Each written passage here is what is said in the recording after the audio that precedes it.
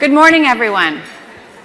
I think we're just about ready to get started, so if we could settle down a little bit. I know that some of you are still finding your places. This is a crowded room, and thank you so much for filtering in as you come in. We're really very excited to welcome all of you this morning to the Women in Technology Lunch, which is something that we've been doing for several years here at Tech Ed. And what's exciting for me and for my colleagues is that every year that we do this lunch, it gets bigger.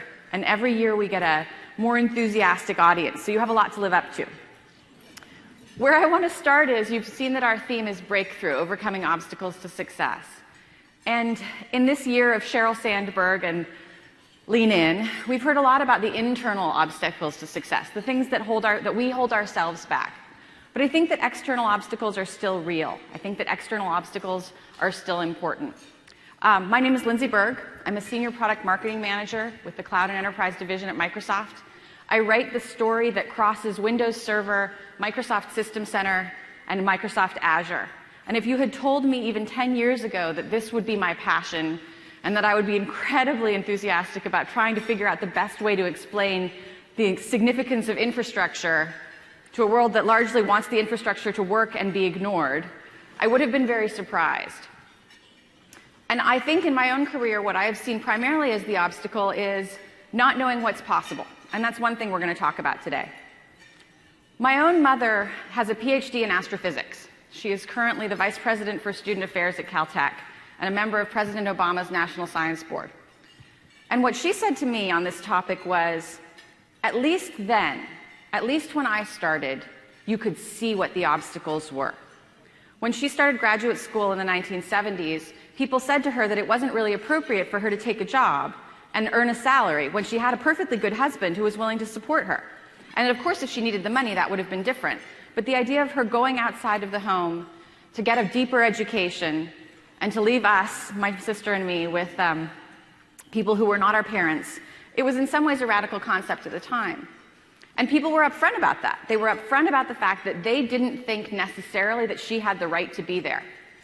And she said that in some ways that was easier. In some ways it was awful. In some ways you would go home at the end of the day and cry. But in some ways at least you knew what you were up against. And so that's the other thing that we want to talk about today. We want to talk about identifying obstacles and finding the places where someone else is holding you back that you haven't necessarily noticed. And it may not necessarily be because you're female. Because I don't think that we want to overestimate the obstacles that we face as women versus the obstacles that we face as people trying to build careers in what is still a difficult economy. Technology offers us many, many opportunities. And I'm super excited about the chances that we have to take advantage of those opportunities. But I think that we have to be conscious about the things that get in our way. I'd now like to introduce our panelists. With us today we have Kim Johnson, who's a Group Program Manager with Xbox Entertainment and Services. We have Vanessa Keenan, who is Assistant Vice Provost for IT at the University of Texas, San Antonio. And we also have Lori Lampkin, who's Director of Program Management in our Visual Studio Cloud Services business. All of these women have accomplished an enormous amount in their careers, and I'm really excited to have them talk to you about where they've been and where they're going. So I'm going to turn it over to them. We're going to start with Kim and let her talk a little bit about her background. Our other women panelists are going to do the same thing, and then we have some questions to kind of get the discussion flowing. So I'll start with you, Kim. Hey, everyone. So as Lindsay said, my name is Kim Johnson. I am a Group Program Manager for Xbox Entertainment Services team. My team is responsible for building all of the back-end services to support the service-driven entertainment experiences within Xbox. So that's for Xbox One, Xbox 360, and the other branded Xbox experiences we deliver across devices and will continue to deliver. So a little bit of background, about me. So I actually got into this career in a little bit different way than is, I think, typical. Interestingly, my mother actually celebrated her 40th year as a developer last year before she retired. And so growing up, I was around technology almost constantly. I decided that that was not what I wanted to do because it was the most boring thing in the world, typical child who is going against their parents and goes a very different direction. So when I went to school, I ended up actually majoring in pre-veterinary medicine and then also psychology. And I went through college, taking psychology classes, taking biology classes, working for a veterinarian most of my college career. late on in my college career, when I was a junior, end of my junior year, I actually saw a flyer on campus that said technical support representatives for TurboTax needed in the evenings after school. And so I signed up and went in and interviewed, and I actually got a position supporting TurboTax, doing technical support on the phones for TurboTax in the evenings during tax season. It was interesting work. It was definitely an experience in customer service and in technical support, and learned a lot those couple years. Inevitably, I was the person who got the call when someone was a couple martinis into their tax return and decided that our software had to be really buggy. There was no way that they could owe the federal government money. And so these are the kinds of things that I learned early on. I ended up staying on with Intuit after I graduated, and the rest is kind of history from there. So my background, how I got here, it's a little bit interesting, but happy to be here where I am today. Love Microsoft. I am super excited about working on Xbox. Really happy to be here today and to have an opportunity to talk with you all. Great. My name's Lori Lampkin. I'm also very excited to be here. I am the Director of Program Management for Visual Studio Cloud Services. So what that is if you've heard of Visual Studio Online or Team Foundation Server, it's a set of developer tools that helps people collaborate while they're building software. So version control, bug tracking, that sort of thing, but also team collaboration tools. I find that that's the most awesome job and product for me to work on because I have a passion for technology, and I have a passion for shipping software, and I have a passion for people working together. So not only do I get to do that in my job, but I get to build tools for people to help them do it in their jobs. So that's been really special for me. A little bit about myself. Early on, I found I had a passion for computer science. I liked the fact that I could write some code and see some results. It was like solving a problem and this immediate reward. And so I went to the University of Washington, and I went through the math and computer science program there, and when I graduated, I said I want to go work for Microsoft, that small little company local to the area, and that was in 1990, and I've been working there ever since. And it's been a great place for me because it's a fast-paced environment with a lot of smart people that make me feel dumb every day, so I know I'm learning, and I've pretty much been working on developer tools since I started.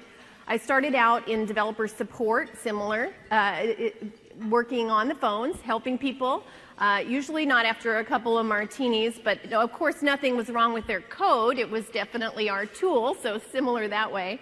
And I quickly became a manager. I think I was 1 year into the job and I became the team manager, and then a couple of years later the unit manager, because I liked talking to customers and I liked the technology, but I kind of liked solving the problems for the group that the group was having and getting things done. And that was fun, but I was missing something. I was getting more into the business aspect and learning a lot there of running a technical support business. But I was getting far away from the actual product and the technology. So at that point in time, I went to work in the Visual Studio team. Back then it was Visual C++, the first version of that, and in program management, where I could talk to customers and I could design solutions for their problems, and I could see those solutions get built and deliver them to customers and repeat that process. And so I've been in the program management discipline in various areas of Visual Studio, and it's been wonderful. And thank you for having me here. I'm very happy to be here. Vanessa? I'm Vanessa Keenan, and I can't tell you how excited I am to be here. And not only excited, I was at this event last year in New Orleans to see what a big crowd. It's almost triple the number of people here. And what that tells me is a lot of people maybe followed up on some of the things we talked about at Women in Technology last year. So just to give you a little bit of background and information about me, I'm the Assistant Vice Provost for Information Technology from the University of Texas in San Antonio. And I work with everything from what you call the human resource management in IT. We have just under 200 employees, as well as the marketing and communications of all the products that we launch out. A lot of those products are Microsoft products. So we work on marketing so that way when those products are launched, that we're just not sending those products out, but that people across our campus are actually using them. We have over 5,000 employees at the University of Texas in San Antonio and just under 30,000 students. So we have a very large client base right there, over 3 different campuses. And so my journey to IT was really, really interesting because I started off as a non-traditional student. So how did I get on this journey? First of all, I was a first-generation college student, which means that basically neither one of my parents had gone to college. So I finished school in the top 8% of my class, but did not go directly to college because I didn't have sort of those resources to send me in that direction. So I didn't go back to school until after I was married and had 2 children. So my husband was very kind of old-fashioned Southern guy and was not real big on me going back to college, but I made that decision that this was something I really wanted to do. So I go back and I get into a non-traditional, I'm a non-traditional student, but I'm also in a highly selective university. So his financial advisors told him, hey, let her go back to school. If she does this, if she can get into this particular university, let me tell you something, she'll be taking care of you when the time comes and you get older. So let her go and pay for it. So I did with 2 kids, and it was not easy. A lot of times, I was in school at 8 in the morning, getting off at 3, running to pick up the kids. And then I found in my senior year, I was pregnant with my 3rd child. So I had to make a big decision. Am I going to stick with this or move on and do something else? I stuck with it because he didn't think I was going to finish. So that was my push to keep going, because he said, this is just something you want to do, you won't finish. So not only did I finish my undergraduate degree, but I went on and finished my master's and my doctorate as well. The important thing on the technology end is I got started in technology way back when I was in high school, and IBM had mag card systems. So that gives you a little bit about my age, right? So went on.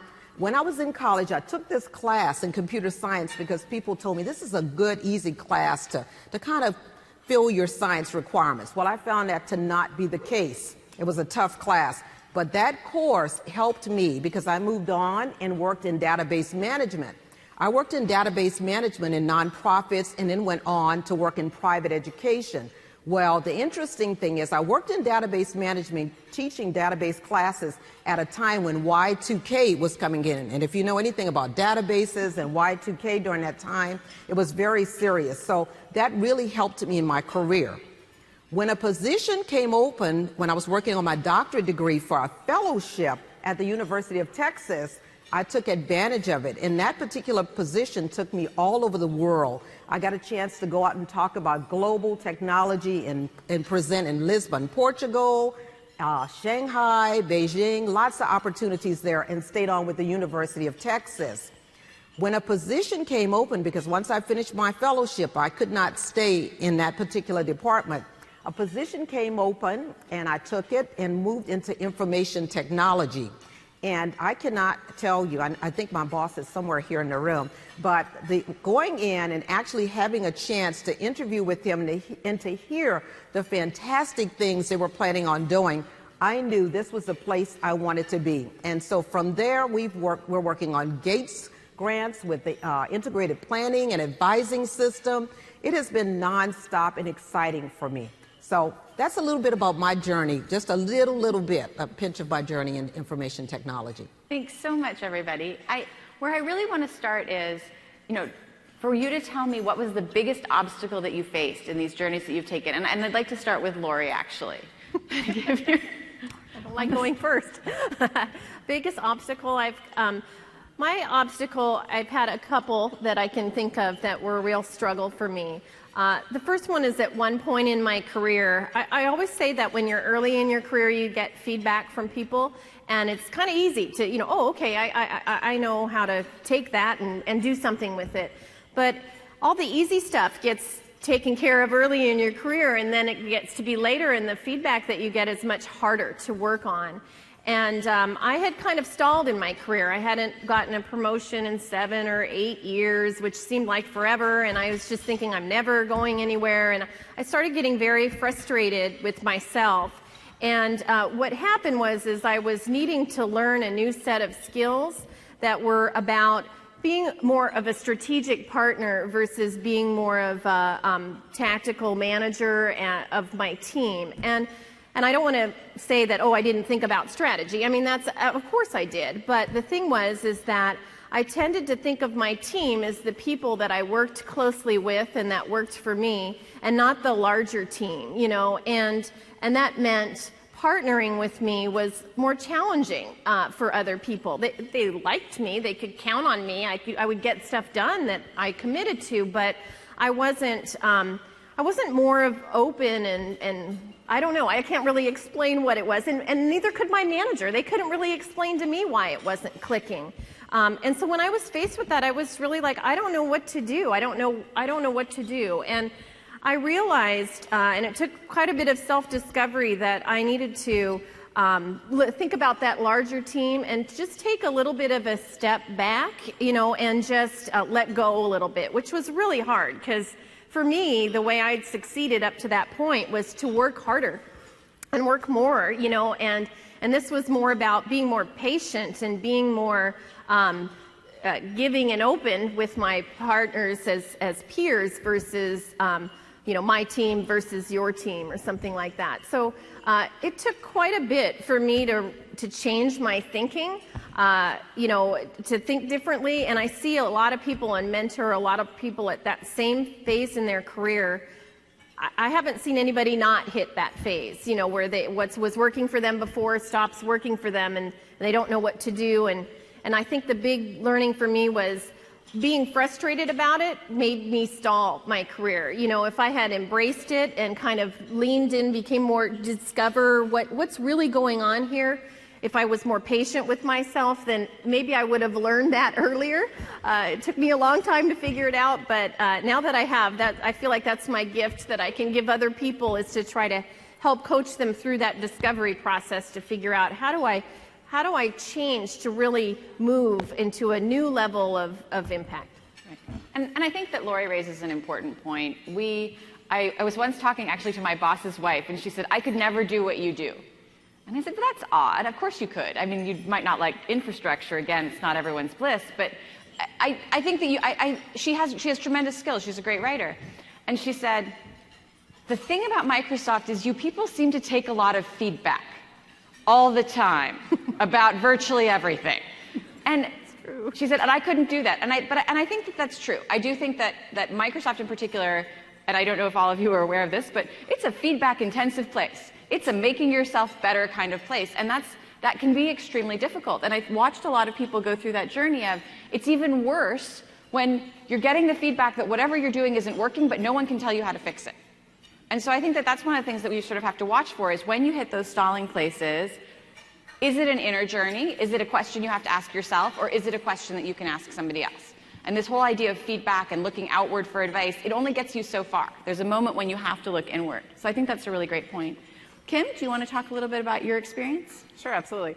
So one of the things that has been challenging for me, I gave you a little bit of my background early on. I don't have a technical degree, and my background in educationally was not in tech. I've never been a developer. I've never been a tester, but yet I was on a career path that took me into an engineering team. And one of the challenges for me early on was not only other people's perception of the fact that I didn't have that technical background and my ability to be successful in those roles, but my own perception that I didn't have a technical background and that I wasn't going to be able to be successful with certain assignments. And so what would end up happening early on in my career is I would sort of run away from the more technical assignments, and I would take the ones that were less technical, more collaborative, more coordination, that type of thing. And so early on, that hurt me in terms of my ability to expand, to be promoted in those roles. And I sat down with a mentor who was also my skip-level boss at the time, and one day for a lunch and sync-up, mentoring kind of opportunity. And she said to me, you know what? I have seen you on so many occasions explain a concept to an architect, and I'm pretty sure you understood it better than they did. I think you're selling yourself way short on thinking that you don't have the technical capabilities simply because you don't have that background. She said, really, you need to step back and think about it and go after some of these more technical opportunities in projects. Take on some technical assignments. Stretch yourself. Go to a place where you feel uncomfortable, because that's where you're actually going to learn. And so I started to do that, and this was probably, I don't know, 7 or 8 years ago now. And I was so amazed by the progress I made, and it was all about my own confidence. And it was all about the fact that I needed to step out and be really uncomfortable to get to that next point. And so what I would say is, don't ever sell yourself short.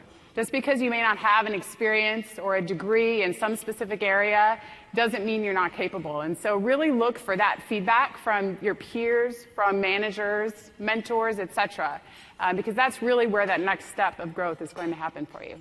Yeah, and I think that the theme of discomfort is likely to persist, because that is how we grow. There's no question in my mind that the number one thing holding you back is that the first step is not going to be fun, the first step into a new area. Vanessa, what would you? You know, the environments are very different, and I look at the environment I work in today is so much different than the environment when I first started in technology. And one of the first obstacles I ran into was being a female, and one of the positions I'd applied for was as a career services director. So this meant that I was going to be working with government agencies, placing people in IT positions, engineering, with the military, the whole works. And most of the people I would be working with were males. So I'll never forget when I applied for that position, I said, you know, I could do this. The person who was hiring me said to me just straight offhand, you know, you're a woman. Do you think you can really handle, these guys are tough. Do you think you can really handle them? And I remember saying, yes, I really feel I can do this, and I can do a good job. I'll get the rates up, things. To this date, I serve on an advisory committee for that private school, and I have some of the best rates still coming in. When they have questions, they come back to me, and there have been many, many women to follow me and take on that position. So I thought that was just very odd, whereas where I am now, that question would never be asked. So it really kind of depends. The environments are very different. The other question, and I thought this was so funny, the first time we were asked to go over into China, I was asked to go to Beijing and the mainland China for about 2.5 weeks. And the president said to my boss, you're going to send Vanessa to China for we're going to send a woman to China for 2.5 weeks by herself? No, you need to go and get a visa some kind of way within the next week and go to China with Vanessa. And he did. My boss had never left the country, so he had to figure out a way to get to Houston, get over here, get the visa, get everything done quickly, and went with me. Well, the funny thing is when we came back, his response was, you know what, I could have just sent Vanessa alone, because all they wanted to talk to, my Chinese name over there was Wanisa. I guess there's no V's, so they all call me Wanisa. He said, all I ever heard over there was Wanisa, and they wanted her to stay for a year, and we told him absolutely not. She's coming back here to work for us. So those were the kind of things. I would not see that in the environment I am in now at the University of Texas, but probably some of you may face some of those same challenges even today. Yeah, and you're talking about an external obstacle, which I think is super important. How did you handle it when that message was given to you? I mean, I think that it's really important how we respond in those moments. So at that moment in time, what were you feeling, and how did you respond to the questions that were being asked? Well, in both cases, because it was about me being a female, and in both cases, I wasn't taken aback, and I was professional about how I handled it.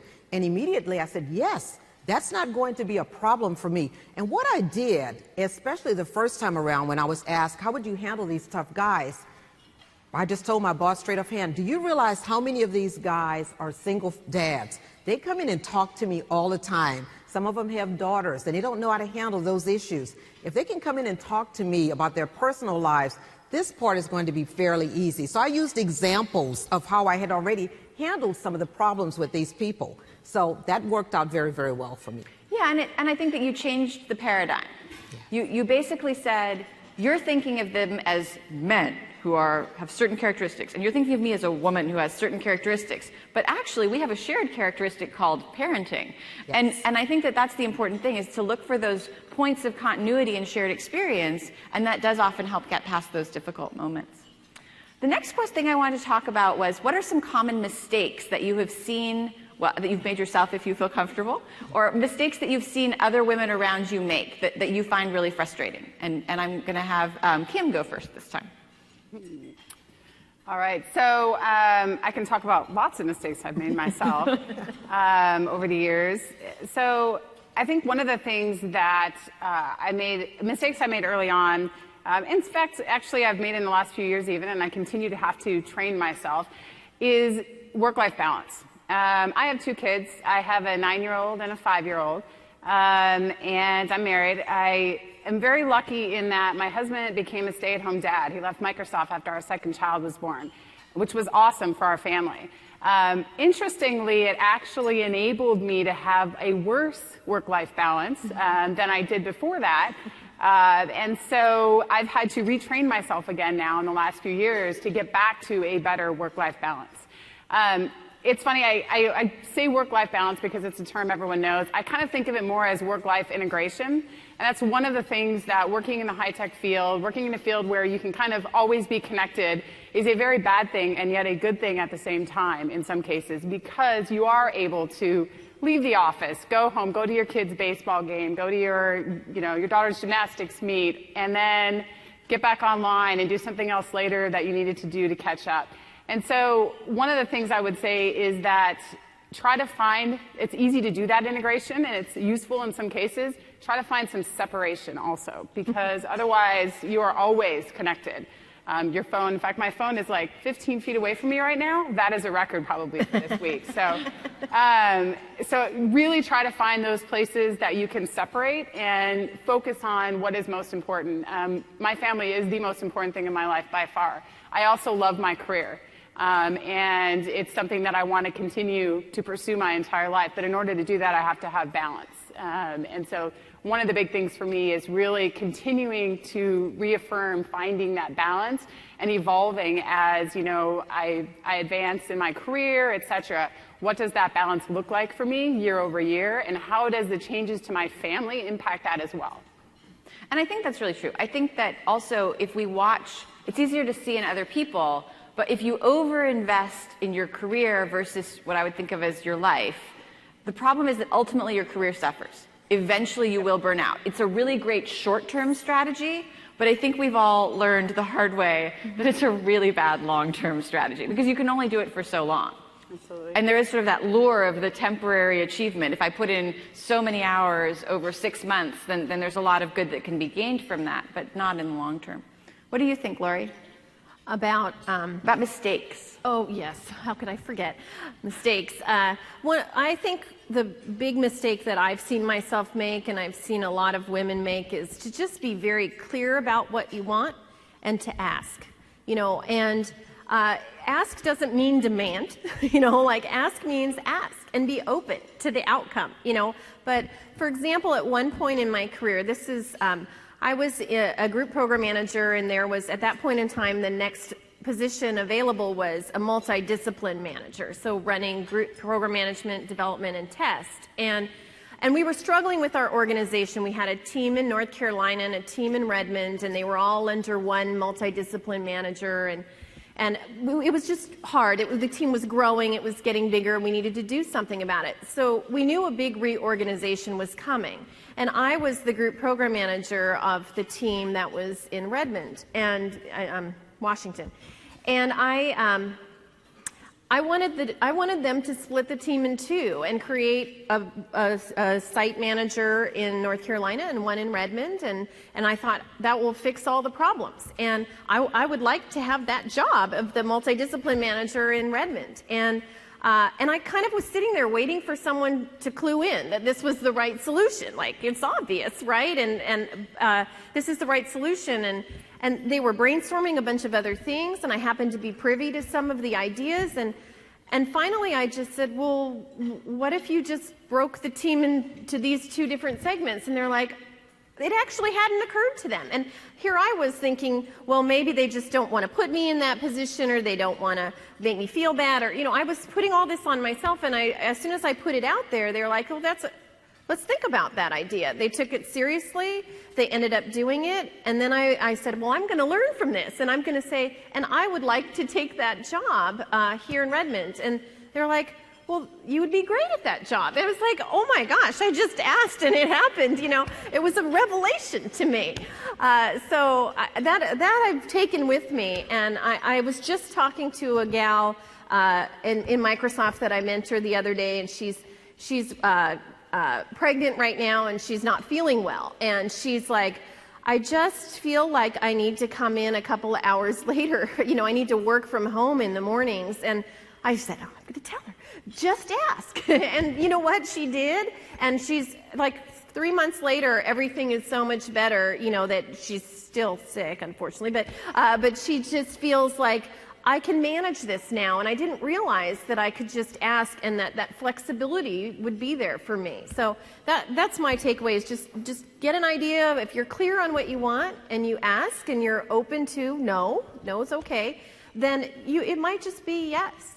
So yeah, and that's so true, though, the openness to no. Yeah. But because no isn't a catastrophe. Yeah. I think that's what we worry about, that the answer will be no and that somehow this will be a catastrophe. But it actually doesn't put you any farther back than you were before you asked. That's right. Vanessa, what do you think about mistakes? I'm going to start off with listening. I'll never forget, this was a big mistake for me as a manager and as a worker. And one day I was in a meeting with one of my bosses, and he just very loudly said, you just do not listen. And it made me really stop. And there's sometimes, even today, when I'm working and I'm passionate about something, that I have to stop and listen. Even when I say listen, that listening can be silence. Silence can tell you a lot about what's going on in your surroundings and what's happening with you. So that's real important. And actually, another mistake is I think we don't call on our mentors enough. We don't call on our mentors enough and utilize the background and the information those mentors can give to you. And I think sometimes as females, we don't count on male mentors. I look back and I keep a list on my desk of the 7 people that have made the most impact in my life. And from time to time, I may call upon those people for help. But out of those 7 people, only 2 of them are women. The other 5 are males that have been very, very instrumental in my life. And one of them since I was 15 years old. And that person and I still stay in touch. I'm 55 now. So we've stayed in touch all of these years, and he still has an impact on my life. That's actually an interesting question. Do you have thoughts on mentoring and how you find great mentors? I know it's a topic that's usually pretty interesting to people. You want to? Go ahead. Okay. To your point, or a minute ago, I ask. When I find somebody that I feel has some characteristics that are actually very different than me, where they have strengths that I do not have at all, those are the people I seek out for mentorship. It's interesting, being a woman, one of the things, a woman in a leadership role at Microsoft or any other tech company, people have a tendency to try to want to hook us up with other women because they think those are the best mentors for us. I have great women mentors, and I think there is a super important piece of that. But the diversity is also really, really important. So that's one of the other things, is I always try to make sure that I have a diverse set of mentors across disciplines, across the company, different roles, people that are, peers of mine, people that are leaders above me. But I think the diversity is just critical. Absolutely. Yeah. Lori, did you? Yeah, I think it's really hard, because I think that's a great piece of advice, because it's really hard. I've had many matchmaking opportunities of people pairing people up to mentor, and sometimes there's just this click where it works or it doesn't work, and I think that I need to be in a place where I feel safe, that I can actually open up to someone. I was mentored with a senior vice president at Microsoft once, and that was really hard because he wasn't in my business unit, and it was hard because I'm like, what do I talk to him about, and talk to him about his family and my family, and where are we going to connect here, and so I think, to me, I just realized that for me to get real value out of something, I've got to be in a position where I can say, I suck, these are my problems, I'm lost, and have somebody not go, okay, I'm going to write that down next time, so that was it for me. Yeah, and the vulnerability is always the trick, because you can't get good advice if you don't admit what's wrong. And so you have to have an environment in which you're comfortable actually saying, I have screwed this thing up so badly, and I don't see the path forward.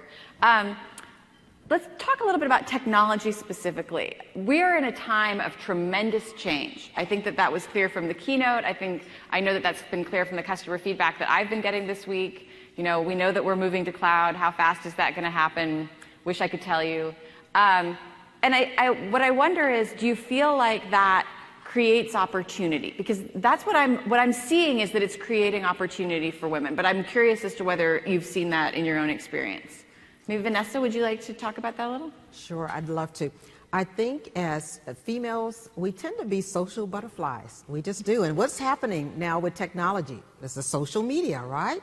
There's so much going on with social media. We've heard the Yammer. We've heard a lot about Yammer during this conference. And I think that's a great opportunity because we tend to be a little bit maybe more social. It gives us some good opportunity to give some input on what's going to be happening and going forward with technology, because we just tend to have, it's just a natural instinct for us as women. So I think the fact that there is so much going on with social media will give us a lot of new inlets and outlets to be able to have some input as to what goes on with the growth of technology.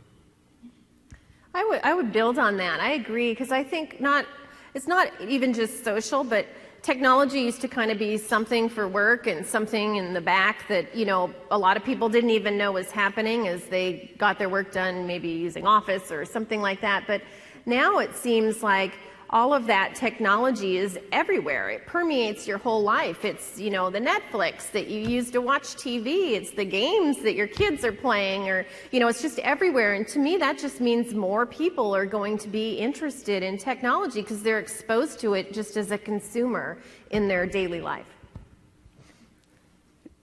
So the other thing that I would add, and this is, I think, away from the women aspect of it a little bit, but I think that technology and the move to cloud, one of the things for us in Xbox when we went from 360 to Xbox One is a completely service-driven experience. We have telemetry data about usage that is just phenomenal.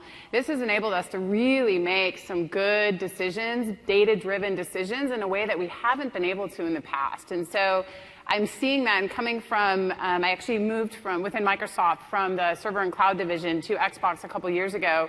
And I'm really seeing us being able to grab onto that and move forward with it very quickly in terms of having the data to make these types of decisions has really enabled us to give our customers better experiences and to iterate on those experiences and deliver more and more in terms of enhancements very, very quickly. And it's really changed things for us. With Xbox One, we've seen, you know, we've done monthly updates, something we'd never been able to do in the past. And the feedback that we've gotten from our customers around that has been phenomenal. And so the cloud aspect of it for me is really about those data-driven decisions that we as engineering teams and designers can make far more effectively than we could 5 or 10 years ago when we had much less real-time data. So, yeah, and I think what it comes down to is that change is opportunity. Change is a moment when, if you have an idea that somebody else hasn't had yet about how to handle it, that's the time that you can step forward and really make your mark on a situation. Whereas in a static situation where it's much more established personalities, I think it's harder to insert yourself. I think that this is, you know, and that's what I think the advantage of the time of change really is. I think what we'd like to do now is actually open the questions up to the floor a little bit. So we do have microphones out there, and people are happy to bring you one. Do we have a question at all from our room? If you'd like to, I can see the mic is right close to you, so that's handy. I'd like to ask how you deal with, I guess, the perception of being bossy when you have an opinion as a woman. I am bossy. Never been, yeah, I was going to say, bossy and proud of it. I know, I am bossy. Yeah. Assertive. It's all about the word you use to describe that characteristic. Do you have any advice with the perception of being bossy? I think that I honestly though I embrace that. You know, I mean, I do say, you know, I take more of a positive spin on that, and I just make sure, like I said earlier, that I continue to try to partner with people and not be all, you know, my team, your team. I think that helps because, you know, I'm not always putting on the bossy air, but I do think that, yeah, that's just, we're trying to get stuff done here, right? So. I will say from my own experience that taking the time to build a little consensus before you go into a big room and announce what it is that you were planning to do anyway. There's the back work of, I have spent time in your office, I explained this to you personally, you may not have agreed with me, but you feel like I heard you. And as I say, then I go into the big room, and I would go with bossy. I feel pretty comfortable with that. You cannot move projects forward without being assertive. But there are ways and ways of making people feel as though you brought them along on the journey. I don't know if you've had any experience with this, because you're on a fairly large team, don't you, Kim? Yeah. So the biggest thing is, for me, is transparency of my thought process to those around me so that they're taken on the journey with me in terms of how we get from A to B. The term bossy is interesting because I think we've had this conversation before maybe. The term bossy is typically used to describe girls and women far more often in the same circumstance than men. It's actually a very gender-specific word. So it's a good question. I think the biggest thing though for me has just been transparency of thought, openness, straightforwardness with my team and with my peers, so that they've kind of come on that journey with me. So we've gotten to the point of, hey, here's the decision, here's the direction we're going, here's the decision that I'm making at this point. We got there together. Not everyone may agree, not everyone always agrees. I mean, it's just the way it is, but having that transparency with people, for me, has historically made a huge difference in overcoming that perception. Yeah. Did you want to add anything, Vanessa? Sure. I'm so glad you brought that up, because it's so frustrating sometimes, and I think we all go through this, when you can see something that you'll say in a certain way, and it'll be seen as bossy or aggressive or overly assertive, and a gentleman can say it a lot tougher, a lot louder, but that perception is there. And so it's a tough one. It's a tough one to overcome. But I do believe, and I think it was, the comment came over here, the fact that if you're taking folks along on a journey and kind of have them to feel that they're empowered as a part of what's going on, if you're working on projects, and I work on a lot of projects with teams. So if you can bring them along and make sure that they feel empowered, they can see what's in it for them as well as a part of that journey, sometimes that'll kind of, how shall I say, mellow the tide with people thinking that maybe you're a little bit too bossy about how you're going about the perception that's there about you. But it's a tough one for females. It just is. It is. But don't ever let them stop you from asserting yourself as a result. Yes. That is the wrong response. Very true. Does someone else have a question? Yes.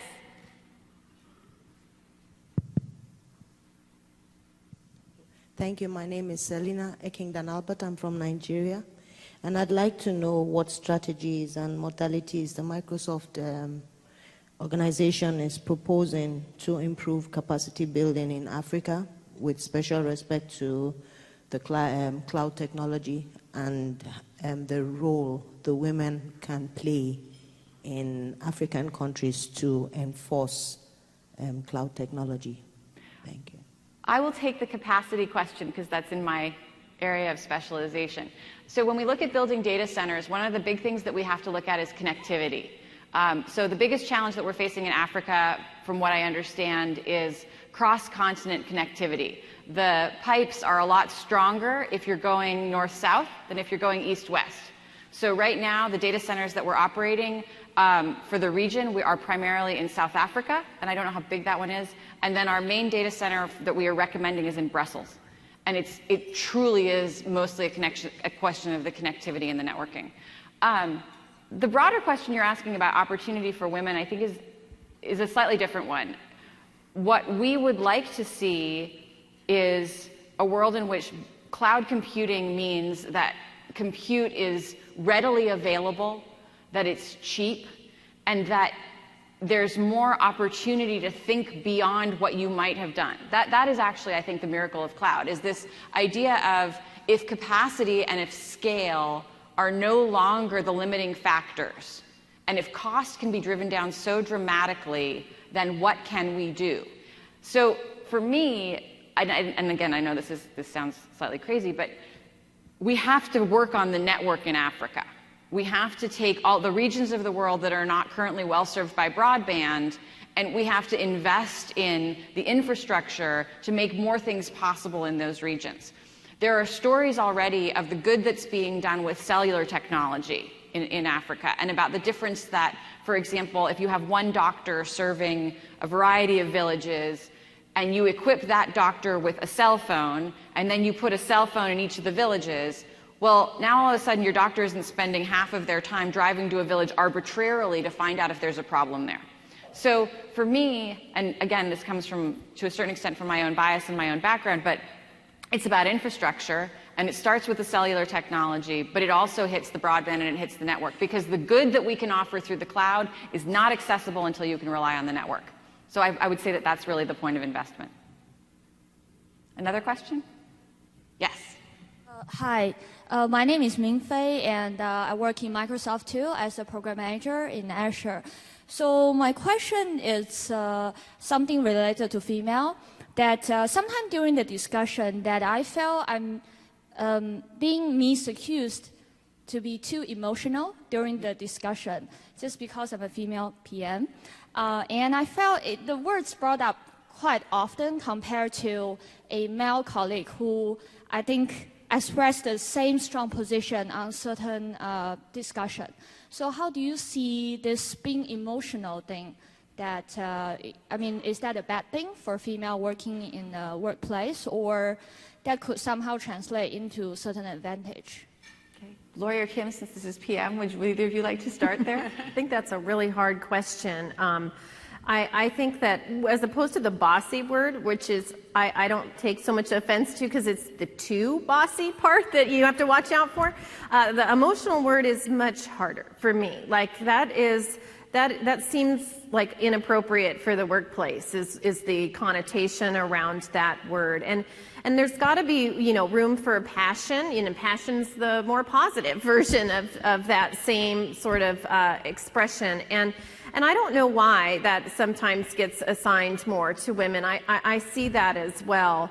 I try to just, make sure that I am present in a meeting and clear and firm, but but still open and listening, and then just make sure that I really try to just tone it down and make sure that I maybe overcompensate or maybe suppress some of that passion, just because I have had similar feedback myself. When I thought I wasn't being all that emotional, and someone's like, wow, you're kind of being emotional. And it's like, oh, okay. So I think I just learned over time to just use different ways to express that passion, and try different things to make sure I could still be my true, genuine self, but it wasn't coming across differently. So, thank you. So for me, this one is always an interesting one to me. In my time leading teams, I have not found this to be a more female characteristic. I have, emotion, passion, however you want to put it. So it bothers me when this gets assigned to women more than men, because that's just not been my actual experience.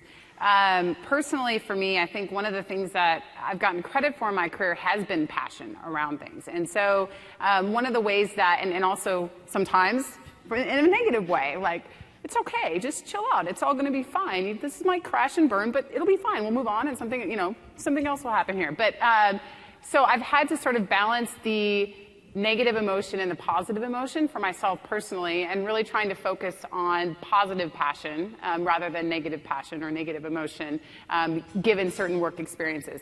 But again, I have not found it to ring true that this is a more female problem than it is for anyone in the workplace. Overly emotional about things, especially in a leadership position. You have a tendency to scare your team members or your peers, and they wonder about, oh, wow, if this person is this upset about this, or is, concerned about this, then maybe I should be worried too. And so that's one of the big things to watch out for, I think, as you progress in your career, if you are a passionate person, is to use caution in how you exhibit that in groups of people, especially groups of people that you're a leader for. I think that's a good point. I mean, we often call it leaders speaking through a megaphone. It's like, oh, you can say something very quietly and it's, lands on people. Lori said, and I have to keep saying, this is just feedback. You take it under advisement, make your own decision, but here's what I think. So I think that's a really good point. I tend to agree with you. I think maybe men just express it in a different way than we do, but they're just as passionate about things. And for me, I kind of call it a stop, breathe, smile, or laugh moment. And I get to a point where when I do feel I'm starting to be emotional about something, and my staff will say to me sometimes, I'm surprised you can laugh or smile about this. I would just be furious. And it's a situation where I just kind of have to breathe, have to slow down. And then there's going to be some times when you're in those situations where maybe it's a situation where you take a break and leave the room if it begins to be, just a little bit too harsh if you're in those kind of situations. And I agree, it's probably not for the workplace, but if that does happen and you wind up in those kind of situations, it may be a situation where you just need to stop and maybe leave the room or leave the situation, but at least take some time and learn how to have a breathe, a smile, or a laugh moment during that for yourself personally. And that'll keep you from getting emotional or more emotional. Absolutely. We had another question? Hello? Yes. Hi, my name is Odette Imbriaco. I'm a DBA for Huntington Ingalls. How do you handle pushbacks? So pushback on just in general, or Yeah, just in general. from your team? So you want to move your team forward and you keep getting pushback. How do you handle those situations? Well, I think usually, I don't know if you were going to jump in, but I think the first thing to do is make sure you understand the other person's position. It's like, do I really understand what they're trying to say? And can I say it and they agree? Yes, that's my point. That's the first step, to anything, because you might just have a misunderstanding and you have more agreement than you think. The other thing that works is to take a step back. At some point, we have shared goals. We work for the same company, so we must have some goal in common somewhere along this, strategy level. So it's like, instead of being all into the issue that you're talking about, it's like, okay, what's the larger problem we're trying to solve? Do we agree on that? And both of those tactics, I think, tend to help me, because you've got to explore and discover to bring people along. There are times where someone just won't be brought along, like they're just not going to come along. And then it becomes a one-on-one conversation that's like, we've been dragging this on, it's interfering with the productivity of the business and the team. I need you to just get on board and agree to disagree, or you can't be a part of this project, or something like that, if it comes to that. But usually people are reasonable and they just want to understand, are these concerns being taken care of, and are they being thought of as part of this plan? And you want to just make sure you're empowering all that brain power towards the problem. You don't want to shut it down just because of the initial disagreement. Might be just the way they're trying to express how to contribute to make a better plan. I think you have to come to the table ready, too. If you know that you're bringing something to the table, whether it's a project or whatever, and there may be some pushback, you have to anticipate. So if there's going to be some pushback, you have to work as a part of a team. And if there is that pushback, say, hey, let me look at that. Entertain all the ideas that are on the table. And then you go back, you can come back to the table later with some better ideas of how things would work to both areas. That would suit the person maybe who's pushing, and that would also work for you. But you definitely want to anticipate. If you're coming to the table with something pretty serious on a project, you should know everybody else who's seated there and what are some of the things that the issues they may have as well. That helps to be prepared. Thank you. Thank you. We have another question here. Yes. Hi, my name is Anusha. First, let me thank you for organizing this session. This has been great. It's just great to be in a room full of women and some men. Let down your guard and talk about topics close to your heart. So, there's a thought of being bossy, but on the flip side, I find women being overly self-conscious and being overly apologetic about just about everything that, you just blame yourself for just about everything that's happening in a room. A man drops a cup and you apologize for it. No, I mean, I was just kidding. But I do notice that women tend to be overly apologetic. I want to know if that's something you have noticed. Is that a strength or weakness? Does it play in our favor or not? What do you think about it? So my opinion on that one is I think it does tend to be a little bit more of a characteristic of women. I think it's actually kind of a strength for us, though. Given the situations that we work in with huge numbers of people, being open to admitting fault is actually something that is not necessarily super pervasive in our culture, and I'll speak for myself, in our culture on our team and Xbox at Microsoft. And so, I'm going to be specific. So I think that this actually is a very welcome sort of approach to things and situations, and I've seen it more often than not actually open other people up to saying, oh, well, you know, someone dropping a cup, okay, not necessarily that example, but other situations where someone has gone, you know what?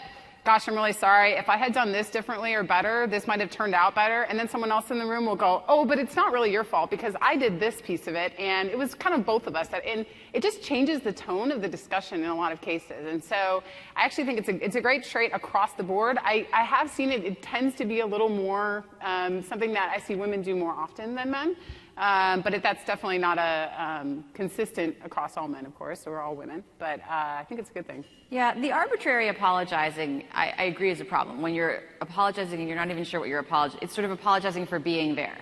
And I think that's a problem. When you have and that's an inner confidence thing, that you have to know that you have the right to be in that room. But an apology is a tremendously powerful thing. I don't know if you know the Blue Angels, the Navy pilots that do the stunt flying. After every single exercise that they do, they get in a ready room together and they sit around the table and they apologize. They apologize for every mistake that they made. And each person says, I'm really sorry, I didn't, because millimeters matter when you're doing that kind of work. And I thought that was really striking, that they actually apologize. And it is more striking for men than for women because we do it a little bit more easily. But if you think of an apology as something that you stop sort of dropping automatically as a sign of a lack of self-confidence, and you start leveraging as part of your portfolio in the way that Kim described, it's an enormously powerful thing. Have either of you seen that work in the workplace?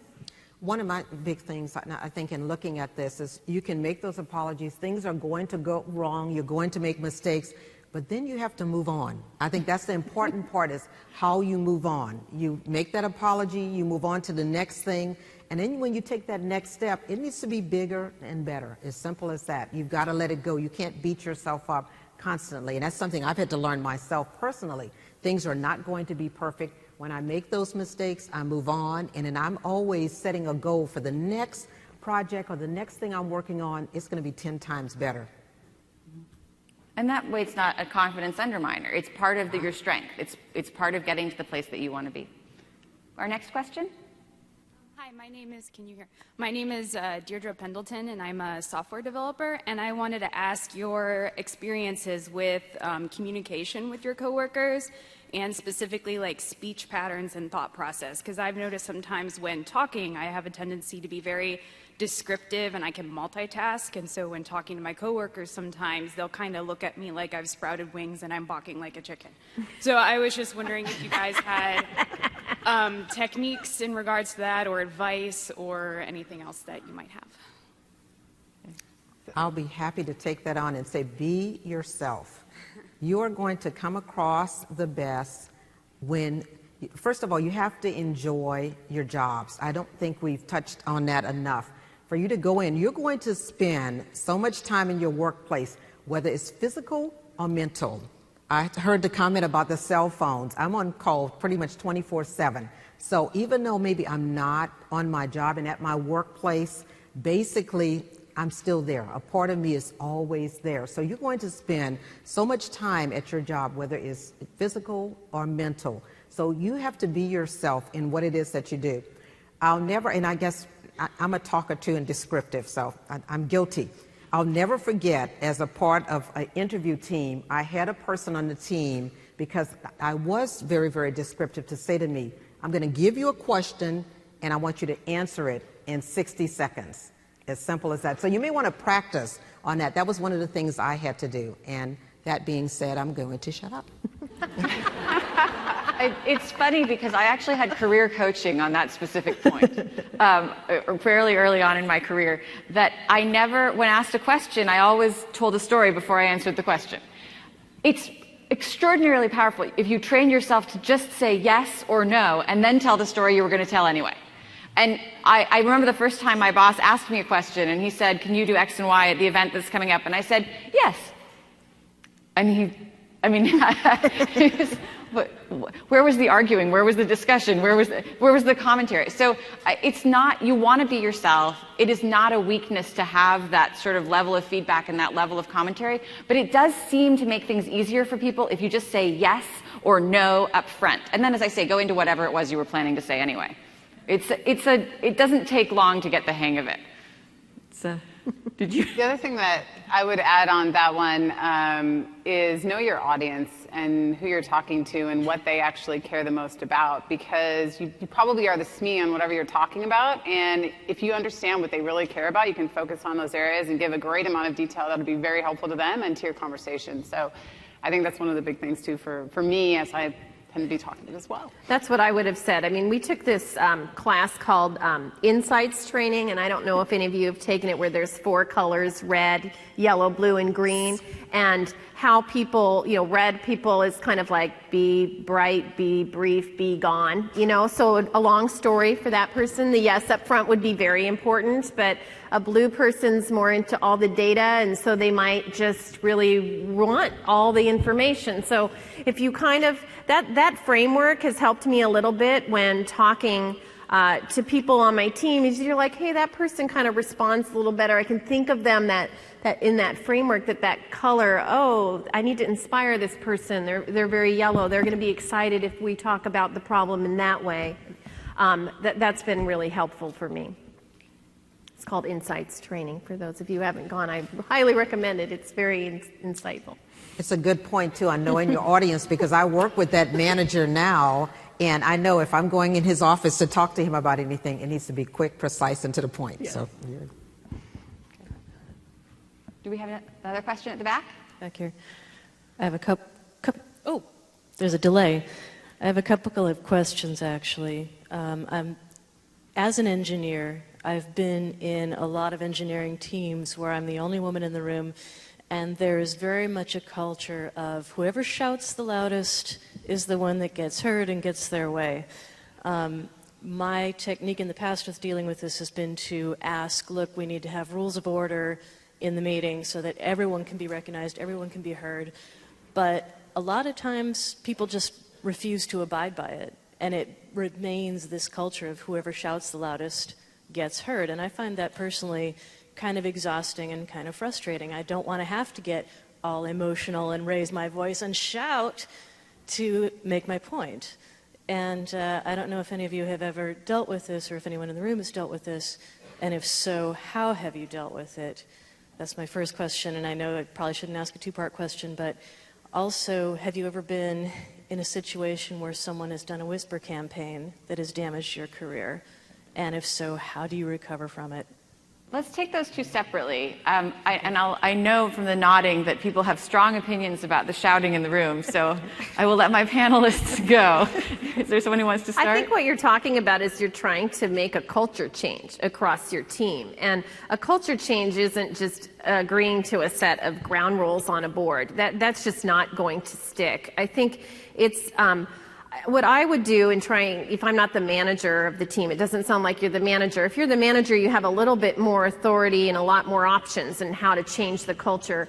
But I would just try to enroll people in the one-on-one in terms of the opportunity for a culture change. It's like, hey, if we didn't have to scream like this, how do you feel? I notice you're not speaking up much either. Do you have ideas, and are you frustrated? And so it's not just me who feels this way. Well, how can we change that? You get more people to kind of play by those rules, and to give more space, or just you have someone in the room say, hey, Mary, what do you think? And you can say, so at least you're kind of a little bit changing it a little bit. I'd also think about going and asking the manager about it too, what they think about having a different culture on their team that is a little bit, calmer and more inclusive of a variety of opinions and ways of expressing them. I wouldn't want to escalate that. I think it's more of you just want to the way you can inflict a culture change or enhance a culture change is by one on people, and then you have more, and then it just happens. But it's a slow process and very, very hard to do. So I feel for you greatly. Please do not think ever that there are not other people in this room who have not experienced the same thing. Yes, definitely I think it's a common problem. Definitely experienced it. Yeah. You can also vocally lower the tone. If you have somebody who is just screaming, or you have a group at that very, very high, loud level, you can also bring the tone down yourself, just with your response, keeping it slow and low. You'd be surprised at, sometimes people don't realize what they're doing. Sometimes it's intentional, but when they really don't realize it, you can actually bring the tone down yourself as well. Yeah, I think you hit the nail on the head with the cultural shift, and it's a hard problem. Teams that have sort of operated that way, and people who were actually rewarded either directly or indirectly for those types of behaviors, that is a hard thing to overcome, and it's definitely something I have seen in multiple teams. So yeah, it's something that just needs to have attention from everyone at kind of every level to change it, and it can be sort of more organic things in the room, like you talked about, and more of a cultural drive or a shift from the leadership side as well. But it's a tough problem. And her question about whispering campaigns, where there's a subtle, sort of the subtle undercurrent where you're being undercut, we work at Microsoft. I have to say that's not usually the approach. Yeah, there's not a lot of subtlety. No. You have any subtlety? I was going to say, in our system, it's first of all, it's not acceptable, but it does happen. And it's just a matter, it's tough. And when it happens, I think it hits you kind of personally. And you have to take the personal side out of it and always serve professional, go through the correct channels, whether it's through human resources or wherever where you have to handle that. But usually in our system, people know that's not acceptable. When it does happen, then you do need to handle it, and handle it in the right way, the right professional way. There's guidelines, I think, in every organization and agency in order to handle those kind of issues. And ultimately, you have to let your work speak for itself. I mean, if you continue to just do the work, there is a limit to what can be said. I would add that just to make sure you're not isolating yourself from the rest of the team, because you need to be a part of the team, and you need to have relationships with people on the team. And I think that sometimes I know, especially early in my career, or even now, it's like, I'm here, I get my stuff done, then I go, and I might not take the time to build relationships with other people that I'm working with. And so I'm the last person who has time to go to lunch with the person I worked with a while ago or something like that.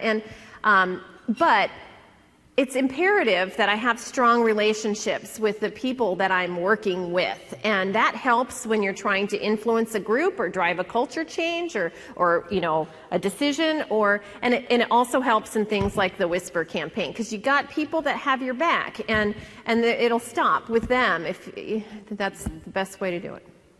Yeah. Next question. Hello. Yes. Hi. My name is Christian Flickinger. And obviously, I'm a guy. So I'll ask the first question from the guys here. Do you guys have any specific advice for the men in the room on how we can better help move forward and progress this topic within our organizations? Yeah. Thank you for trying. The biggest thing is like awareness and effort there. One of the things that, and I'll share with you one of the personal things from the team that I work on right now that is a challenge, is that awareness is like the whole problem. I have almost never seen men deliberately do anything against women, generally speaking, in an organization. It's all completely inadvertent. And a lot of it has to do with actually relationships. And we had this sort of good old boy kind of thing going on. The Xbox team is just almost all men. And historically has been almost all men. And some of that has changed over the last few years as Connect came out, and we started to build entertainment experiences that were more focused on families rather than just 18 to 28-year-old men, or 12 to 28-year-old men. And so one of the things that we saw in the organization as more and more women came in was there was sort of this, they were excluded from things because the guys would go out after work and drink and hang out. Well, that built relationships between the guys, and the girls were sort of not included in that, but not deliberately. And so it was one of those things where just the awareness piece of it was critically important to starting to change some of those cultural norms within the team. And so that's the biggest thing that I would say is be inclusive and be aware. And I think when some of the lunch meetings and when the guys go out at lunch, it's not a hard thing to just go in and ask, say, hey, are you guys really going over to Dave & Buster's for lunch? Can I join the group? I did that when I first came in. I'm on pretty much a pretty male team, but they're very, very inclusive to include me when they're going out for lunch, if they're doing dinner with wives and things like that. So it doesn't hurt, to ask, hey, you guys, oh, really, you're doing that? Can I come along? I promise you, it's not too often they're going to say no. Yeah, and it's the social thing as much as anything else. It's the being inclusive even in your topics of chat. So, for example, I work on a team with men who are completely obsessed with building motorcycles and taking them apart again. And I don't really get that, because I would think that once you had finished putting it together, you would, leave it alone for a while. But no, we're just going to take it apart again. And it's been interesting to me sort of watching the dynamic of how we can make what are the shared topics of conversation? How can we get them to, and it's not that they're trying to be exclusive, they just really love the motorcycles a lot. But that's the kind of thing that you sort of suddenly notice is that there's this little group off in the corner that isn't necessarily participating, and how can we come up with conversational topics that everyone can enjoy, like Game of Thrones, which is, again, a slightly more... a slightly difficult topic for the workplace, I give you. I know.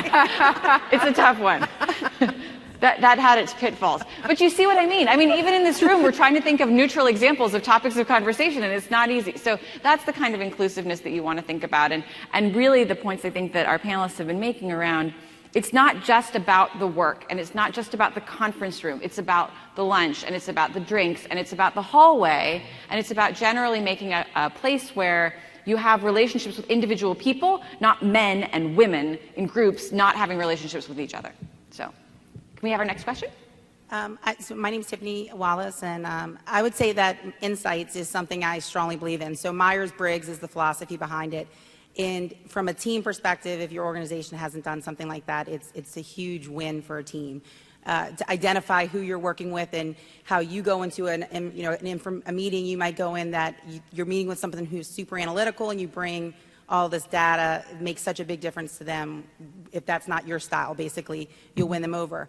And what I was going to ask is that I think I typically, or in my organization, the men that I'm peers with, it's a wonderful partnership, right? There's definitely a lot of camaraderie, and we work together on projects, but I see often that from a leadership perspective, that a woman that is not in an executive position who brings information, it's almost like it's not respected the same way. And this isn't, I hear this question often, so that's why I bring it up, that they aren't respected the same way, or it's not taken as seriously than when a man brings it up. And so I'm wondering if you see that, or if that's come up in the workplace for you as well, that they're not taken as seriously. Yeah, I feel like when I was really junior, I felt I had to prove myself technically, and I do feel like people were ready to kind of say, you don't know that, but I had to provide a heck of a lot more data, I felt, for my technical decisions to stand. But that went away really early in my career. I feel like it was kind of the people that had all just come out of college, or, that peer group that I was working with, that I think they're all just trying to find their footing, in the workplace, and they don't really know what the boundaries are, or, what to expect of people, and it might have just been that. But I feel like since then I haven't noticed any difference. We have a vice president of development. She runs the development, or, discipline and Visual Studio. So, and what she says is equally admired and respected to her peer group. So I just haven't noticed that since my very early days in my career. I haven't either with my group, and our application development person comes to the table with a lot of stuff, and she's a female, And the same thing with me, with the marketing, the business administration. I handle all the financials as well. And I don't see that, but I think it comes as a part of a culture change. I think we talked about that here. And I think the fact that you guys are here for this event, I mean, you're learning, there's so much information that you can take and you take back. I think that's all a part of it. If you continue to learn more in your career. I remember going into meetings when I first joined the group I'm in right now, and everything was about acronyms. And acronyms can mean many, many different things, and people tend to do that to you. I don't think this group did it deliberately, but they were popping with the knowledge and information. So I sat down, I did my homework, I went back, I looked up things. I mean, these are the type of things that you have to do. It's a part of a culture change, and as a part of your job, if you're researching and you're working and you're constantly learning on what's going on with technology, you just have to stay on top of what's happening, whether you're male or female. When you were coming into Xbox, did you feel like that was a transitional point where you maybe weren't as taken as seriously, or were there? Sure, yeah. I mean, I was the new person. I had no entertainment and gaming experience in my background, so I definitely had to prove myself. I had an opportunity. We were shipping Xbox One. We were starting to build Xbox One when I came into the team, and so that was a pivot point for the whole entire organization. That was a good time to come in to be able to prove myself in that situation. But absolutely, it was not unfounded, though. So I think I was in a situation where I had to prove myself, and that was actually legitimate. So I also haven't had a experience where when I've been in a leadership position and I've been an expert in that area, that my opinion was seen as it wasn't respected in any way, or I haven't seen that happen with other women either compared to their men peers. So hasn't been a problem that I've really witnessed. I would say that there's a way to be a little more strategic about meetings and those sorts of opportunities to express your opinion or present a set of data that I learned at one point in my career, which is run it by someone who's going to be in the meeting and first and get their opinion. And you'll get a lot from that. You'll get potential hot buttons, you'll get holes in your theory, and you'll get an ally in the room who knows what you're trying to say and can say it in different words, and you can just step back and let that person say it, and your argument becomes so much more powerful when it's more than one person making it in the room. Yeah, and I will say I have had that happen to me. I was in a room with one of our vice presidents some time ago, and he kept looking at the man next to me even when I was speaking, and which was unnerving, and he would address his responses to what I had just said to the man next to me. Wow. And I had never had this happen. I truly had never had this happen to me in my entire career. And what I noticed was as I stuck with it, I had to keep trying. He would not address his responses to me. The guy would kind of shrug, like, well, I didn't say it to begin with. And so I pretended that he was speaking to me. I pretended that he was taking me seriously, and I continued on my way. And I will say that it took like 30 minutes, but by the end of the meeting, he was actually speaking directly to me. So I think that there's a persistence factor to it. And that if there is a room where you feel like you're not being taken seriously, you can't get frustrated. I like the low and slow. I like that idea. Yep. You have to just stick with it, and you have to stick to your guns in the calmest way humanly possible. Because you're only going to make it worse if you try to draw attention to yourself in an inappropriate way. So I do hope it never happens to me again, but I will validate the experience of that good Lord, I still, to this day, I haven't figured that one out, of the logic of ignoring a person who's speaking. So, do we have another question? Yes. Hello? Okay. Hi, my name is Chigozia Jabber. I'm with the Annie E. Casey Foundation. I'm a senior network administrator. And the question I have is, how do we, women in technology specifically, how do we balance our roles in the home with the kind of field we are? So you have your male counterparts, and it's just the reality. We have to do different tasks in the house that men have to do. And some of our jobs could be on call and 24 hours or whatnot. And talk about maybe maternity leave. How do you balance that without feeling a little less than your male counterpart, if that's a good word, or feel like you need to catch up just because of the roles we have? I guess I can start. I I have twin boys, so I was obviously pregnant with twins, and a lot of chaos coming into my life all at once. And I took my full maternity leave, and at Microsoft, we also have a sabbatical, and I tacked that on the end, and I spent and a bunch of vacation, and I spent 8 months at home with my twin boys, just trying to get a little bit of sleep, and just took that time because I felt like. It's a benefit of the company, and I had waited long enough to have kids, and I was going to make sure that I embraced this moment as much as I could. So that was a personal decision that I made. And then when I was going back to work, it helped me so much to just know that this is my priority number one, and I need to be there, and I need to be there at home at a certain time, and there's a little bit of flexibility because my husband can run around and do that too, cover a little bit, but I actually want to be there. So it kind of helped me set some boundaries in my life that I could feel not bad about, not like I think, gosh, am I going to be laying on my deathbed going, darn, I really should have spent those extra couple hours at work, or am I going to feel bad that I didn't spend enough time with my kids? I think I'm going to care about my family in the global sense more. So how do I prioritize that on a day-to-day basis? And I just think I had to just recognize that I had boundaries, and that's what they were. And hey, I'm on my phone. This company gets so much out of me. I go online when my kids are asleep for a little bit. I'm up early. That's not the problem. It's just I shouldn't feel bad for having to leave work. It's just I'm going to be working more. I'm getting plenty of things done. So it helped me have a sense of self-confidence about I know what my priorities are, and I feel fine doing that because I know I'm doing a good job at work.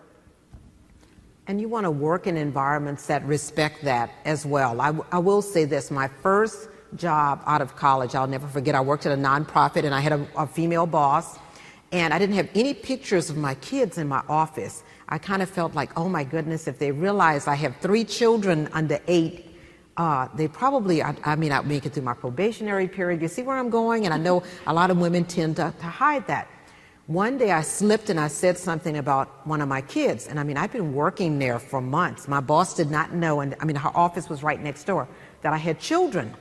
So she called me in later that day, and she said, I just want you to know, I'm a single mother. My husband was a pilot. He was killed in Vietnam. And I want you to know, if your kids are sick, whatever, I want you to be there and be with your kids. I don't want you to ever feel that if there's a need for your children and your family that you can't do that. Those are the type of environments you want to aspire. And I know it can't always happen, but you want to aspire to work for people like that. I take the same attitude with my employees that work with me. I have quite a few of them that have children, and it's the same attitude with them. If your kids are sick, I expect you to be home with your kids. We can get work done. Microsoft provides, we use all Microsoft products. They provide a lot of avenues, right, for you to be able to work at home, collaborate, and get things done. And they're very good about that. I don't tell them they have to do that. They do it themselves. They take that responsibility. So to go on and say, hey, I've got my laptop at home. I'm still going to get this project done. I know it's due, but my kid is sick. It's simple as that. So you have to take that ownership on yourself as well when those kind of things come up, and you have people who are relying on you. So but you want to work in those kind of environments where your bosses really have respect for your family as well. The other thing that I have found kind of with my teens that I always try to remember is that every family is different, and the way that parents take roles in every family is very different. Some families have grandparents that live with them, an extended family. Some families, my husband is the stay-at-home dad. A lot of my coworkers, their wives stay at home. And so I just try to make sure that I am helping to support a culture where everyone on my team has the option to take whatever role, or their family to take whatever roles that work for them and for their children and for their extended families, and support them in those decisions. It's interesting, I have run into some things that I didn't expect, being the breadwinner, being the stay-at-home, or the working parent with a stay-at-home husband, that you may not really even realize on the flip side of it, the women who are stay-at-home spouses, who my husband knows, we show up to school events and I'm inevitably late, like the dads. It's okay for their husbands to be late because they're the working father. But my family, who I have a stay-at-home dad and I'm the working parent, it's not okay for me to be late because I'm the mom. So it's a really interesting double standard that I've found sort of across the board. And so one of the things for me, it's a personal issue for me just because my family's a little different this way than the norm. But then also from a leadership perspective, I try to really make sure that for my teams, they are supported in however they decide to structure that for their own families. I think that you'll find that the people who give you the most difficulty about it are the people who aren't necessarily all that happy with their own choices. I live in a neighborhood where the majority of the women stay home, and we have an elementary school that's heavily dependent on volunteers, and there has been a certain amount of criticism about the fact that I can't participate at the level that some of the other moms can participate. And the criticism is never from the moms who are really happy about their own choices. It's always from women who are like, well, I was thinking about going back, but it was too hard, and I couldn't manage it, and I don't understand how you do it. And I'm like, I don't understand how I do it either. None of us understands how we do it. You cut corners, you make it work, you put your kids first, you put your work first, you worry about the house a little bit later. But we cut corners. And I think that what you have to look for is to have at least enough supportive people around you who understand that you are doing your darndest not to cut the important corners, that you really want your work to be great, and you really want your family to be great, and maybe you don't care so much about the house being clean, and maybe you're not going to volunteer as much at the school as you would like, and maybe you're not going to make the Halloween costume from scratch. You're just going to go to the store and buy it. There was a thing in my neighborhood all about how you had to bake the birthday cake. I do not bake the birthday cake. It is best for everyone. Really. But that's the kind of thing I mean, is you have a sense of unity. You're right. Women take on different things often. Nobody expects my husband to bake the birthday cake. It would never come up. So you look at the expectations that are set on you and you evaluate them as though, are they reasonable? Does it make sense? Does anyone benefit from this slightly arbitrary standard? Or is it my kid who really needs me at the party at school in the middle of the day because it really matters to him to have his mom there?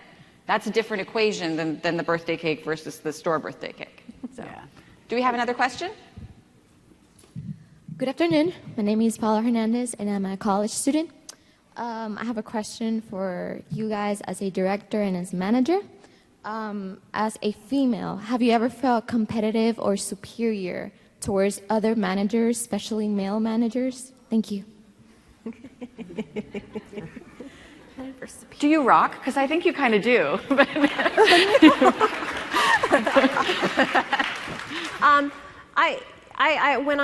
Let's see. I guess I really take this feeling that I am not, because I'm a manager, I'm not a superset of all the skills of the people that work for me, that I can learn from any person, anywhere, anytime. I have a lot to learn. And so that's kind of my attitude, kind of in terms of managing people and working with others, is they bring different things to the table, and there's something to learn. And I think that's the healthy way to approach things. I'd be dishonest to say I've never been competitive with anybody at work. It wasn't because they were male or female or anything like that. I think it was really at the points in time of my career where I'm doubting myself that I can look and say, well, I'm better than that person, or I'm better than that, and that's not a healthy place to be. I would not recommend going there, but that's just a little bit of my vulnerability and my struggle personally, is just to, when I lose my confidence, that might be a place where I go, and I have to remind myself, okay, let's recount the good things that you've done. I'm the type of person who, writes my performance review, and what did I do? I don't think I did anything. And then it's like, oh, but I messed that up. I can remember all that. So sometimes I just have to take it as a sign to rebuild my self-confidence, because that's the genuine leader and person that people want to work with and work for. You don't really want to work with someone who's trying to take someone else down, especially you're working at the same company. We're trying to be successful and bring the stock price up here together. Something I've always found interesting at Microsoft in particular is that we're kind of a big group of sort of type A overachievers. We hire from like the best schools, we hire the best people from the industry, and when I look at it, we're just naturally very competitive because that's the kind of people that we brought into the organization. So I think that it's something that as I've advanced in my career, that I've kind of realized is that there's this healthy kind of competition, and then there's a very fine line of where it gets too unhealthy. And sometimes that is a difficult line to sort of straddle over time for a team. And I think it was you that mentioned it earlier, but kind of focusing on people's individual strengths and the diversity of your team, and that you're not a superset of your team, is a super important piece of that, because it's really about where you're going to find yourself in being your biggest success is really about where your natural skills offer the most unique value to a given team. And so it's really about time and place where you can be ultimately the most successful. And so if you look at that for your own perspective, and then for the perspective of your teams, if you're a lead or a manager, I think it's a really healthy way to try to deal with some of that competitive aspect of it. Vanessa? The way we're structured at the university, because we have in our IT area, we have everything from telecommunications to the learning labs, distance learning, infrastructure, you name it, customer support. There is no competition. Everybody has their strong areas and has their strong teams, so we all try to work together. But what I will say, just in mentoring other college students, whether I've had them as interns or they've worked in my particular area, one of the big things I try to tell them is if you see something, it's not a matter of being competitive with coworkers or fellow classmates or whatever. If you see some type of trait that you think is amazing, look at that and intend to adopt that. Look at that in your long-term future and say, hey, I think I'd like to get to that point. Put that on your little check-off list, but try to stay away from being competitive with your office mates. I mean, it's not healthy in the long run. Yeah, so I think we're at time, and I want to wrap us up. Thank you so much for your participation. I hope that we've provided at least some useful information. I want to thank our panelists so much for being here today and for sharing their experiences.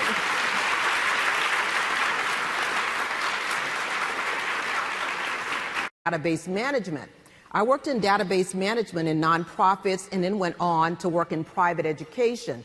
Well, the interesting thing is I worked in database management, teaching database classes at a time when Y2K was coming in. And if you know anything about databases and Y2K during that time, it was very serious. So that really helped me in my career. When a position came open, when I was working on my doctorate degree for a fellowship at the University of Texas, I took advantage of it. And that particular position took me all over the world. I got a chance to go out and talk about global technology and present in Lisbon, Portugal, Shanghai, Beijing, lots of opportunities there, and stayed on with the University of Texas. When a position came open, because once I finished my fellowship, I could not stay in that particular department. A position came open, and I took it and moved into information technology. And I cannot tell you, I think my boss is somewhere here in the room, but going in and actually having a chance to interview with him and to hear the fantastic things they were planning on doing, I knew this was the place I wanted to be. And so from there, we're working on Gates grants with the integrated planning and advising system. It has been nonstop and exciting for me.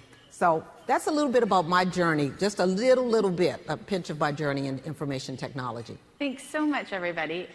Where I really want to start is, for you to tell me what was the biggest obstacle that you faced in these journeys that you've taken. And I'd like to start with Lori, actually. I don't like going first. Biggest obstacle I've had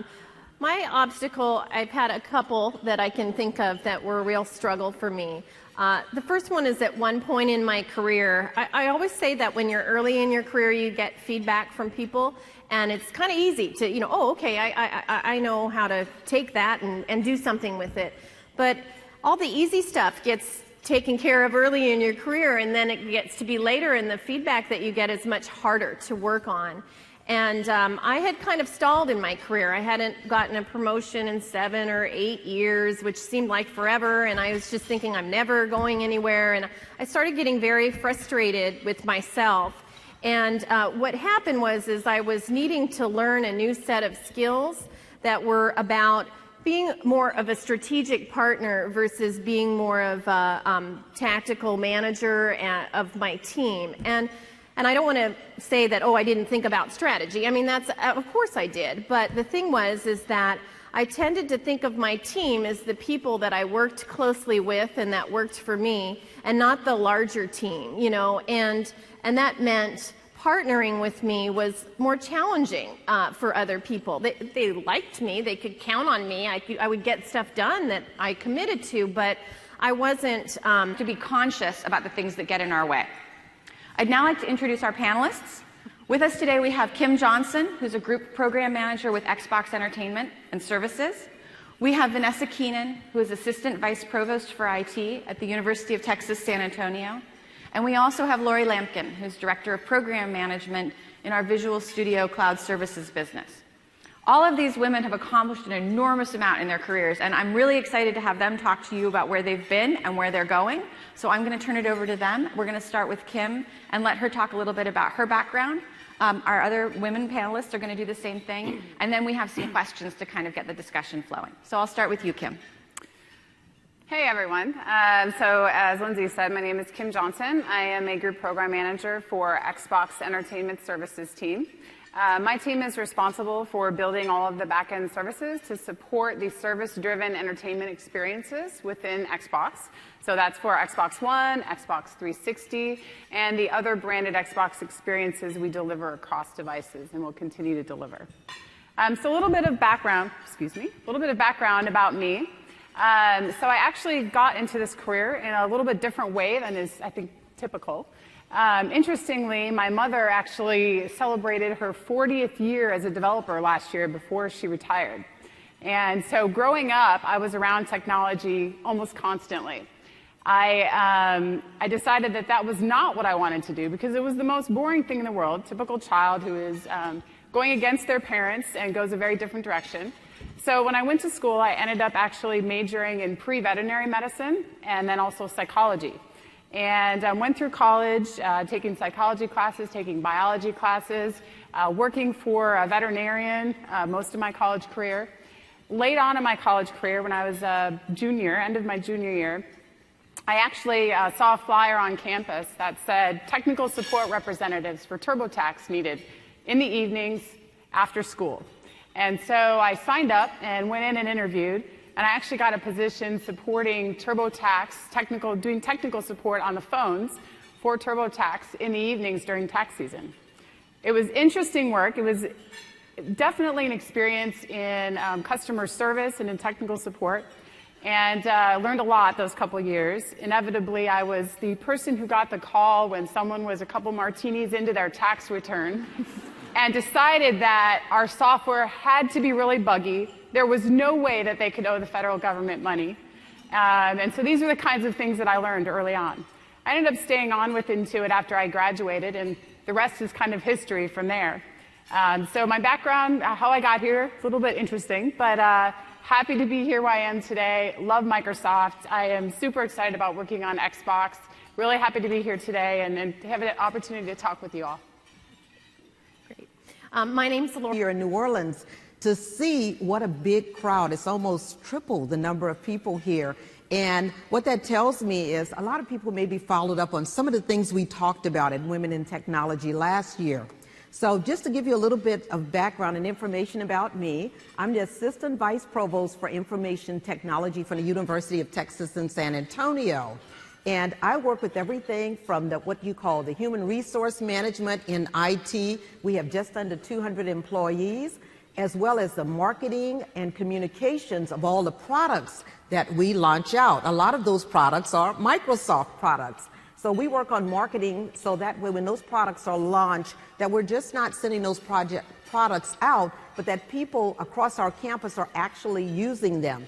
We have over 5,000 employees at the University of Texas in San Antonio and just under 30,000 students. So we have a very large client base right there, over 3 different campuses. And so my journey to IT was really, really interesting because I started off as a non-traditional student. So how did I get on this journey? First of all, I was a first-generation college student. which means that basically neither one of my parents had gone to college. So I finished school in the top 8% of my class, but did not go directly to college because I didn't have sort of those resources to send me in that direction. So I didn't go back to school until after I was married and had 2 children. So my husband was very kind of old-fashioned Southern guy and was not real big on me going back to college, but I made that decision that this was something I really wanted to do. So I go back and I get into a non-traditional, I'm a non-traditional student, but I'm also in a highly selective university. So his financial advisors told him, hey, let her go back to school. If she does this, if she can get into this particular university, let me tell you something, she'll be taking care of you when the time comes and you get older. So let her go and pay for it. So I did with 2 kids, and it was not easy. A lot of times, I was in school at 8 in the morning, getting off at 3, running to pick up the kids. And then I found in my senior year, I was pregnant with my 3rd child. So I had to make a big decision. Am I going to stick with this or move on and do something else? I stuck with it because he didn't think I was going to finish. So that was my push to keep going, because he said, this is just something you want to do. You won't finish. So not only did I finish my undergraduate degree, but I went on and finished my master's and my doctorate as well. The important thing on the technology end is I got started in technology way back when I was in high school, and IBM had mag card systems. So that gives you a little bit about my age, right? So went on. When I was in college, I took this class in computer science because people told me this is a good, easy class to kind of fill your science requirements. Well, I found that to not be the case. It was a tough class. But that course helped me because I moved on and worked in Dallas. Lampkin. I'm also very excited to be here. I am the Director of Program Management for Visual Studio Cloud Services. So what that is if you've heard of Visual Studio Online or Team Foundation Server, it's a set of developer tools that helps people collaborate while they're building software. So version control, bug tracking, that sort of thing, but also team collaboration tools. I find that that's the most awesome job and product for me to work on because I have a passion for technology, and I have a passion for shipping software, and I have a passion for people working together. So not only do I get to do that in my job, but I get to build tools for people to help them do it in their jobs. So that's been really special for me. A little bit about myself. Early on, I found I had a passion for computer science. I liked the fact that I could write some code and see some results. It was like solving a problem and this immediate reward.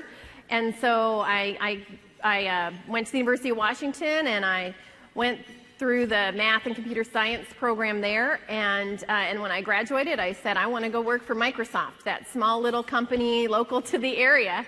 And that was in 1990, and I've been working there ever since. And it's been a great place for me because it's a fast-paced environment with a lot of smart people that make me feel dumb every day, so I know I'm learning. And I've pretty much been working on developer tools since I started. I started out in developer support, similar, working on the phones, helping people. Usually not after a couple of martinis, but of course nothing was wrong with their code. It was definitely our tool, so similar that way. And I quickly became a manager. I think I was 1 year into the job and I became the team manager, and then a couple of years later the unit manager, because I liked talking to customers and I liked the technology, but I kind of liked solving the problems for the group that the group was having and getting things done. And that was fun, but I was missing something. I was getting more into the business aspect and learning a lot there of running a technical support business. But I was getting far away from the actual product and the technology. So at that point in time, I went to work in the Visual Studio team. Back then it was Visual C++, the first version of that, and in program management, where I could talk to customers and I could design solutions for their problems, and I could see those solutions get built and deliver them to customers and repeat that process. And so I've been in the program management discipline in various areas of Visual Studio, and it's been wonderful. And thank you for having me here. I'm very happy to be here. Vanessa? I'm Vanessa Keenan, and I can't tell you how excited I am to be here. And not only excited, I was at this event last year. Good morning, everyone. I think we're just about ready to get started, so if we could settle down a little bit. I know that some of you are still finding your places. This is a crowded room, and thank you so much for filtering in as you come in. We're really very excited to welcome all of you this morning to the Women in Technology Lunch, which is something that we've been doing for several years here at Tech Ed. And what's exciting for me and for my colleagues is that every year that we do this lunch, it gets bigger. And every year we get a more enthusiastic audience, so you have a lot to live up to. Where I want to start is, you've seen that our theme is breakthrough, overcoming obstacles to success. And in this year of Sheryl Sandberg and Lean In, we've heard a lot about the internal obstacles to success, the things that we hold ourselves back. But I think that external obstacles are still real. I think that external obstacles are still important. My name is Lindsay Berg. I'm a Senior Product Marketing Manager with the Cloud and Enterprise Division at Microsoft. I write the story that crosses Windows Server, Microsoft System Center, and Microsoft Azure. And if you had told me even 10 years ago that this would be my passion and that I would be incredibly enthusiastic about trying to figure out the best way to explain the significance of infrastructure to a world that largely wants the infrastructure to work and be ignored, I would have been very surprised. And I think in my own career, what I have seen primarily as the obstacle is not knowing what's possible. And that's one thing we're going to talk about today. My own mother has a PhD in astrophysics. She is currently the Vice President for Student Affairs at Caltech and a member of President Obama's National Science Board. And what she said to me on this topic was, at least then, at least when I started, you could see what the obstacles were. When she started graduate school in the 1970s, people said to her that it wasn't really appropriate for her to take a job and earn a salary when she had a perfectly good husband who was willing to support her. And of course, if she needed the money, that would have been different. But the idea of her going outside of the home to get a deeper education and to leave us, my sister and me, with people who were not our parents, it was in some ways a radical concept at the time. And people were upfront about that. They were upfront about the fact that they didn't think necessarily that she had the right to be there. And she said that in some ways that was easier. In some ways it was awful. In some ways you would go home at the end of the day and cry. But in some ways at least you knew what you were up against. And so that's the other thing that we want to talk about today. We want to talk about identifying obstacles and finding the places where someone else is holding you back that you haven't necessarily noticed. And it may not necessarily be because you're female. Because I don't think that we want to overestimate the obstacles that we face as women versus the obstacles that we face as people trying to build careers in what is still a difficult economy. Technology offers us many, many opportunities. And I'm super excited about the chances that we have to take advantage of those opportunities. But I think that we have